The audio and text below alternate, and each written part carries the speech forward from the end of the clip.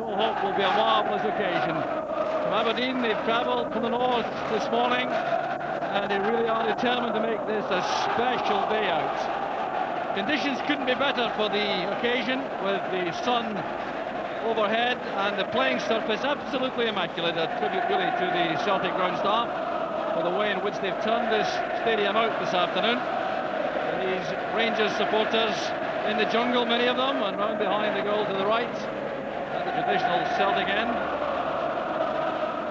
And there's the jungle with the Rangers supporters populating that area. It will not be the last occasion though in which football will be played. There's another game coming up, a charity game on Tuesday, which will see the last time the jungle is in evidence without seating. And a sea of red and white, it really is a glorious occasion. Colour at both ends, and that red and white certainly makes a huge impact on the proceedings. These Aberdeen supporters here, I think, with high hopes of a tremendous end to the season. So the teams will emerge very shortly. The treble is what these Rangers fans are hoping for only the 5th time in Rangers history. Twice in the 70s, 1976 and 1978. Back in 1949 it is the first time, then again in 1964. And Walter Smith has the opportunity this afternoon to be the manager who leads the side to a treble again.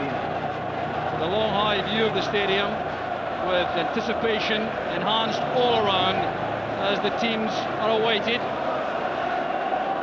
Really is a tremendous setting, Billy. Yes, it's a perfect occasion and perfect weather and a tremendous pitch for a cup final. I think it's a credit to John Hayes and his ground staff. They've got the ground in excellent order, and I don't think anyone will have any complaints about the condition. But we're looking forward to a good final, and hopefully it'll turn out to be that. And of course, these team selections causing great discussion around the stadium before the match. But we're going to have a very colourful episode in just a second or two, with the balloons behind each set of goals about to be released, and that really will enhance the whole colourful scene very shortly indeed. Fans waiting for that as the activity goes on down below us. A tremendous noise around the stadium at this stage, with just about 7 or 8 minutes left until kick-off. The team's due out of the tunnel at any moment now. There's that big red bag there behind the goal, which will house all these balloons until they're released in just a moment or two. And at the other end, it's exactly the same situation. Well, it's the first time since 1921 the Scottish Cup final has been played here. It has been played 4 times in all: 1902, 1903, 1913 and 1921, when only 28,000 people were here to see Partick Thistle's only cup win. Well, some balloons already. The white sheet there with the balloons, and all the activity in the tunnel area suggesting the teams are preparing to emerge from the tunnel.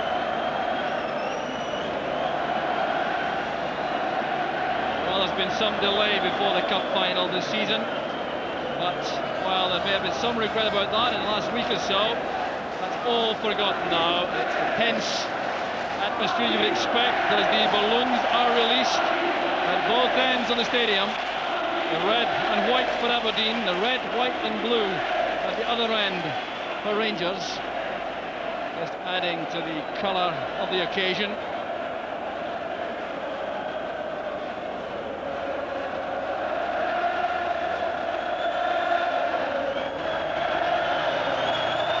And the teams are now emerging, led by the match referee Jim McCluskey. His linesmen are Ian Cathcart and George Maguire. Fourth official there, Bill Crombie, with the spare balls and the substitute boards. The mascots lead out the 2 teams.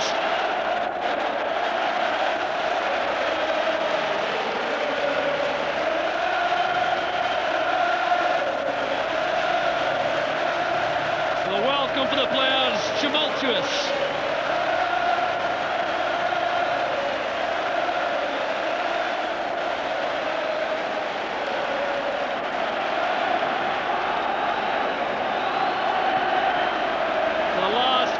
Precious, tense moments before the start as the presentation party emerges there from the tunnel, led by the new SFA President Bill Dickey from Motherwell, Sir Hector Munro, the Minister with responsibility for sport in Scotland, and then the officials of the clubs with the Chief Executive of the SFA, Jim Farry, bringing up the rear. David Murray, the Rangers chairman, making his way to his seat in the director's box.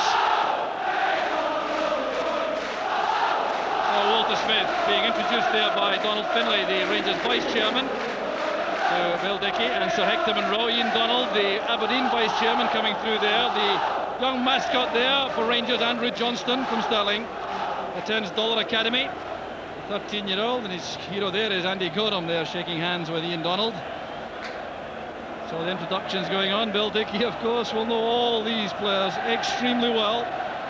Sir Hector Munro may not be quite so familiar. Peter Howster missed out last season from the Rangers side, but he's in for the start this afternoon. So the match officials there being introduced. They have such an important role to fulfill this afternoon. So referee Jim McCluskey, second from the right. It's his first Scottish Cup final. Already handled 6 internationals though, and 35 European ties. And here's Willie Miller bidding there to become only the third player or manager, the captain and manager side, to the Scottish Cup victory. The Aberdeen substitute, young Lynn Massey, a 14-year-old from Peterhead Academy. So Ian Donald carrying out the introductions there, the Aberdeen vice chairman. Stuart McKimmie, a very long spell out with injury, but he's back in the side. Mixu Patalainen, lost in the Dundee United side of 1988. Lee Richardson capping a brilliant first season for Aberdeen. Angus Meldrum there from Terent Caledonian, the sponsors going through also. So the Rangers team confirmed once again. Neil Murray will be the youngest player in the field at the age of 20. Ian Durrant wears McCoy's number 9.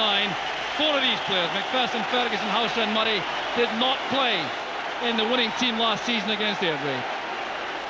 And this is an idea of how they may line up for the match. Well, Durrant there beside Haitley may well withdraw a little, make it a 5-man midfield, but that's a likely formation for Rangers. On the Aberdeen side, Willie Miller had a number of selection problems. He solved them this way, with Stuart McKimmie coming in, Gary Smith, the unlucky defender, left out, and Ian Jess not deemed perhaps fit enough to start this match on the bench with Smith. And there could be a number of formations for Aberdeen, but here's a very likely one. The fullbacks could switch, of course, Stephen Wright and Stuart McKimmie. There's also the possibility of a sweeper and 2 markers in defence. And Mixu Patalainen could withdraw to a position wide on the left, rather than starting off in a 3-man front line.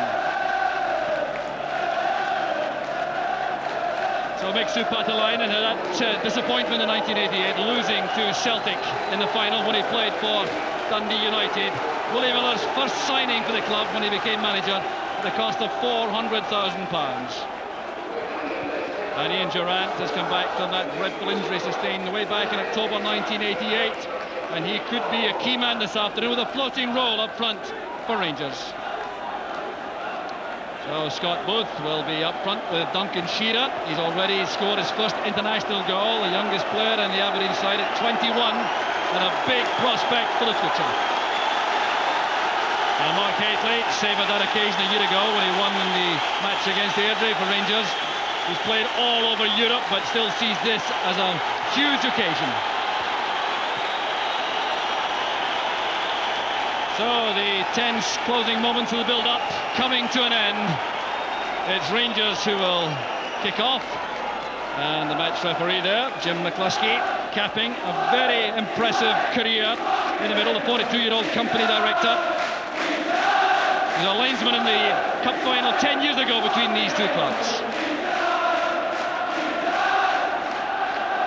So the 108th Scottish Cup final is underway, and Dave McPherson lofts that high ball hopefully forward, and indeed there is confirmation already that Stephen Wright is playing at right back and Stuart McKimmie at left back in the opening stages. There's been some tinkering in the midfield by Aberdeen also. They're opening up with 4 in the middle. Mason on the right, Grant and Richardson in the middle, with Patalainen on the left, leaving Booth and Shearer up front. So these are the changes in formation for Aberdeen. The Rangers, though, it does indeed look as though Ian Durrant has taken up a withdrawn role, leaving Mark Hateley as a lonely spearhead up front. So that will give the Rangers midfield players like Ian Ferguson and Stuart McCall a licence to come surging forward in support of Hateley. John Brown has had his best season without question of his career so far, hoping to cap that with another Cup winners' medal. There's Duncan Shearer, his first Cup final. Now Paul Mason, looking for Patalainen, an ambitious first-time effort. There's Brian Grant, and a fine effort there by Grant. The referee's given the goal kick. Grant thought that Gorham got a touch. But what a very sprightly start here by Aberdeen. The miskick initially by Patalainen. The first-time effort from Grant appeared to come off the outside of the post. Well, it's a very positive start by Aberdeen that they pushed 3 players forward. They look to be testing Rangers at the back, and they're really having a go in the early stages. So this Tennent's Scottish Cup final getting off to a marvellous start. Gough going in very late indeed on both. Well, Richard Gough's had a lot of injury problems this season. Such an influential member of that defence, the organiser, and Scott Booth will test him to the full this afternoon, I've little doubt. So a free kick pumped in here by Alec McLeish, looking for Irvin. He was marked by Gough. It's kept in by Mason. No, it had gone over for the goal kick.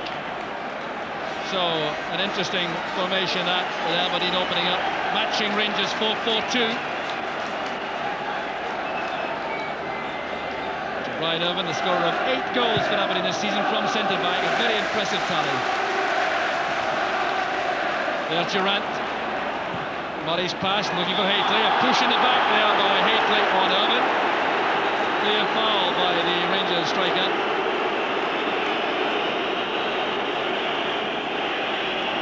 There couldn't really be any argument at all about that. It was one of these challenges that I think Mark Hateley went in strong, but wasn't all that much wrong with it, but the referee probably just wants to keep a tab on things early on. So still sheer bedlam around us coming from this 51,000 capacity crowd. Irvin returns the header. Gough winning it well there from both. Here's Richardson. Patalainen. Richardson again. No offside with Brown peeling back there. Looking across towards the linesman here. Well, it's interesting to find Scott Presley on the bench for Rangers. Maybe some suggestion, Billy, that Richard Gough and John Brown causing some fitness concern to Walter Smith. Well, I think so. I can't think of any other reason. I thought maybe Walter would have used one of his more experienced players, but they may be just apprehensive that either Richard Gough or John Brown are still not completely recovered from the injuries they had. Good play here by Mason. Still Aberdeen keeping the pressure on. This is Booth trying to get away from Ferguson. A very good tackle, and it's certainly a very business-like start by Aberdeen. Good play here by Paul Mason, and Gorham beating the ball to safety. So Stephen Presley and Gary McSwiggan are on the bench for Rangers. Gary Smith and Ian Jess for Aberdeen. Lots of movement inside the area here. McPherson following Patalainen everywhere. There's Alec McLeish in the attack. This is Shearer trying to hold off Brown. Now Grant. Back with Richardson. Tackle there came from McCall. It came in late, and Richardson didn't appreciate that at all. Well, he's in a short fuse, Lee Richardson, and Stuart McCall would know that, of course, making that crunching tackle undoubtedly late. It's really challenging. Actually, Stuart McCall can maybe consider himself just a little bit lucky that the referee didn't take his name. It certainly gives indication that he wants to win this game. So here's Mason over the free kick. Wright offering an option on the flank. Receives the pass now. Led by Brown. Mason to Wright. Mason again. Very good touch, Paul Mason. Glasgow Shearer with Goff. Good marking there by Richard Goff. The Rangers captain was very sharp for that tackle. Well, Aberdeen clearly looking for a very brisk start to the match. They want to seize the initiative. They're going the right way about it right now. Headed by Goff.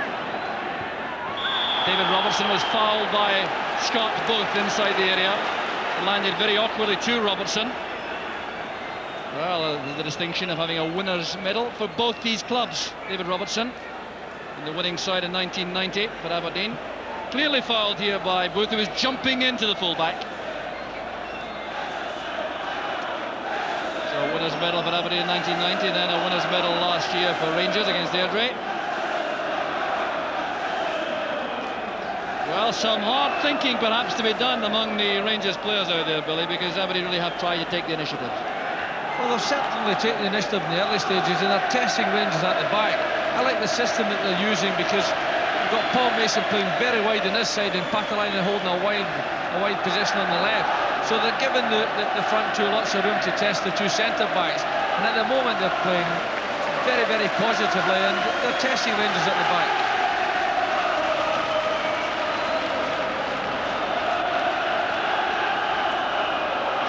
Supporters realise now, they didn't know it before, they're in for a very tough match this afternoon. Hadley's head up, good covering play there by McKimmie. He's put under pressure though by Durant. Support comes from McPherson. Durant takes over again. This is Murray.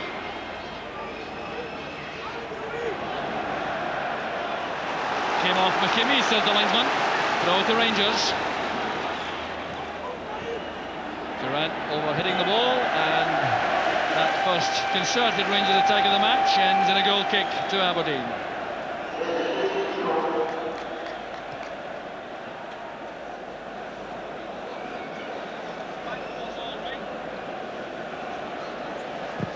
So Davy Dodd standing there in the dugout area.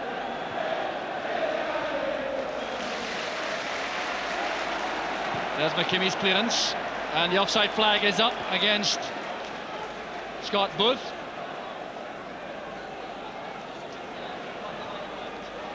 This is McCall charging forward for Rangers. Durant takes over.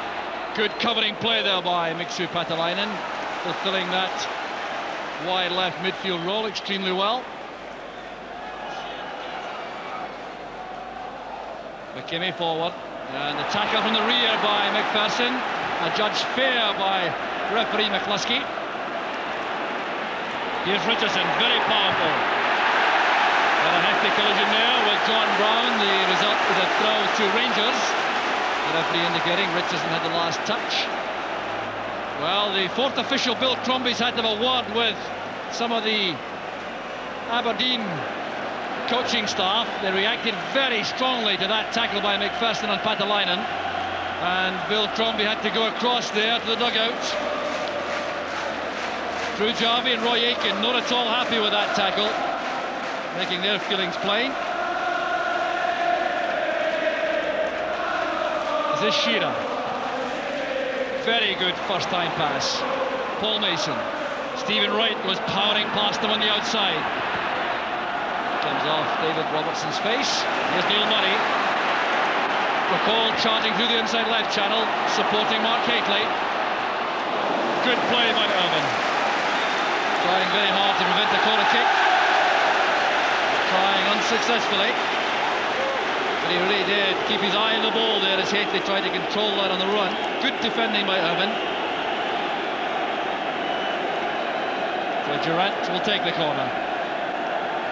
Goff has gone forward, so has McPherson.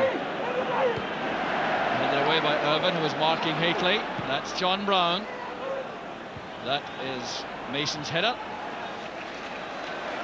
Here's McCall. Robertson at the back. Well, that played much too long for Hadley. Turns to complain to David Robertson. They wanted the ball pitched into feet.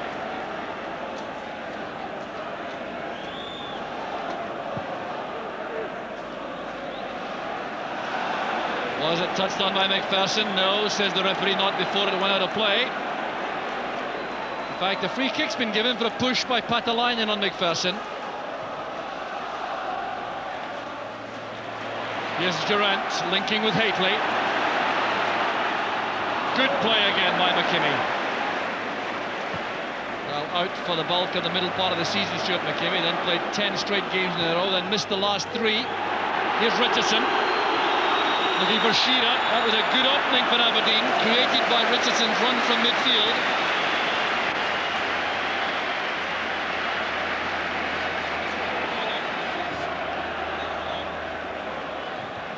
So the header away by Irvin.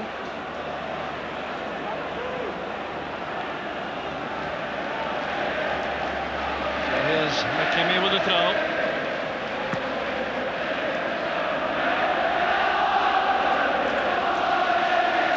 David McPherson's header, McCall.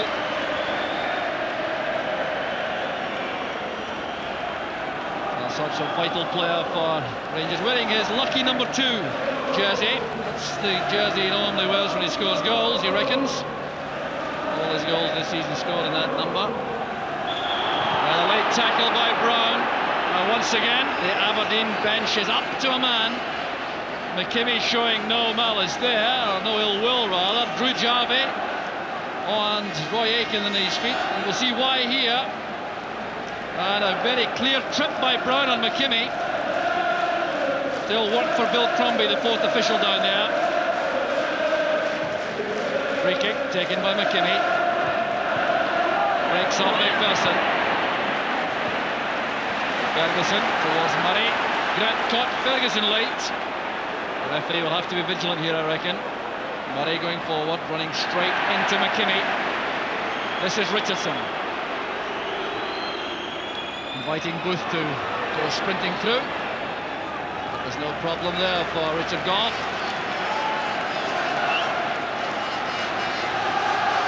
So Richard Gough now has had the disappointment of 3 losing finals for Dundee United, then for Spurs in 1987, then for Rangers in 1989 before winning a year ago here in Glasgow, but it was over at Hampden, of course. That's Haitley. Given Halshaw. Had to be quick to reach that. He didn't make it. Linesman flag up on the far side. Halshaw's had very little chance so far in the opening 13 minutes to demonstrate his trickery on the left flank for Rangers.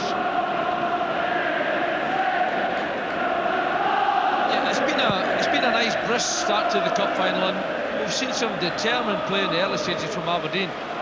Richardson made some good breaks forward, but unfortunately for Aberdeen, his final pass just picked out a man. But Aberdeen must be happy with the way they started the game.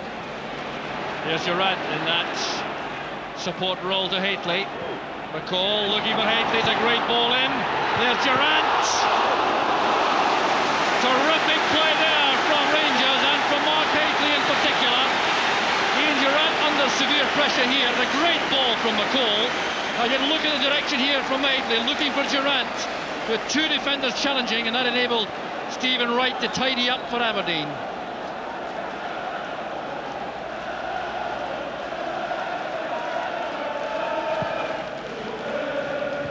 Richard Gough, the header which goes straight to Brian Grant.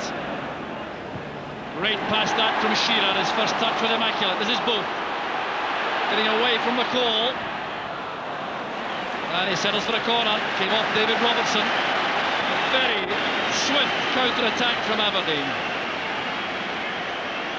Well, so far, it's the kind of a final we have every right to expect from Scotland's 2 top clubs for the season. Powerful header there by Patalainen. Back with Grant. Here's Mason. An offside flag up on the near side. Free kick it is to Rangers. Well, that was a very fine move by Rangers from the reverse angle. You'll see the quality of the pass played here by McCall. Durant made the run. The header came from Haitley. There was Grant and Irvin making life difficult for Durant.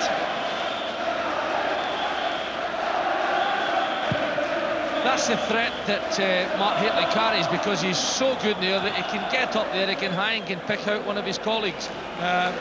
Durant was only inches away from opening the scoring there.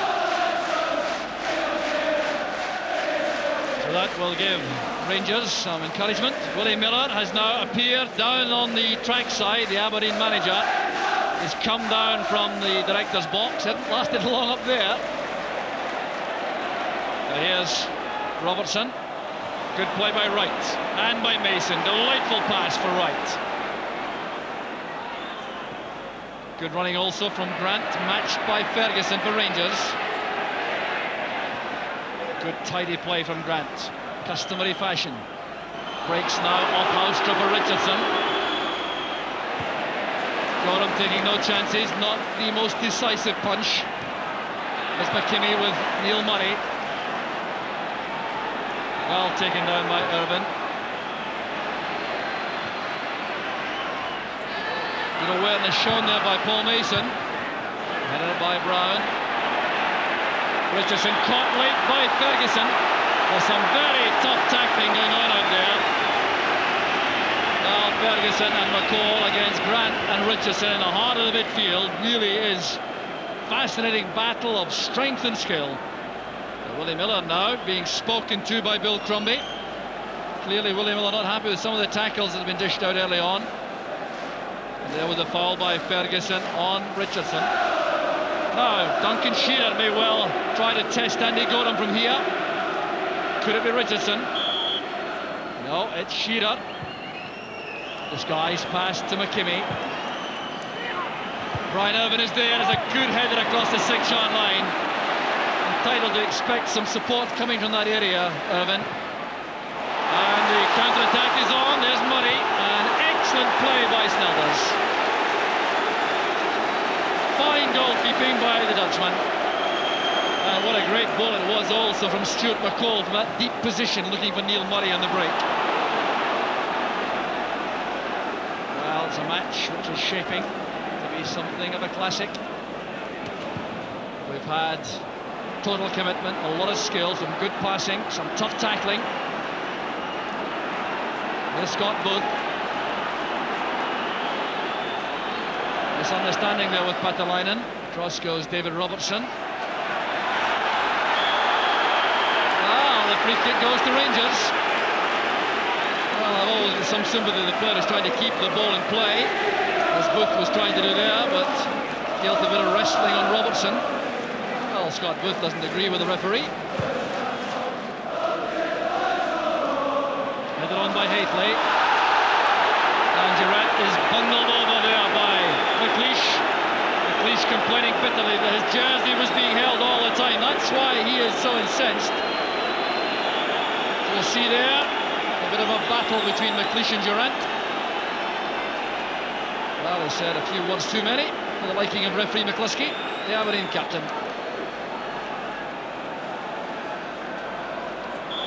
So the free kick being taken here by Durant, rifled in well. That's a good clearance by Patalainen.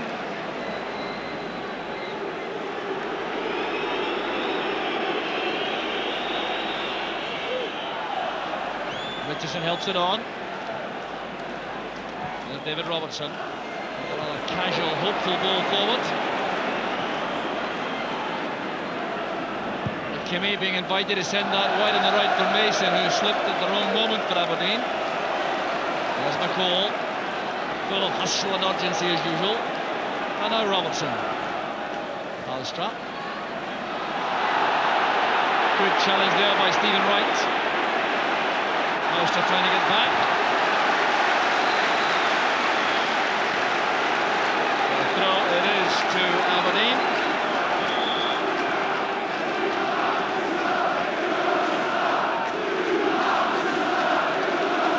20 minutes of the Tennant Scottish Cup final gone. No scoring, but no lack of action.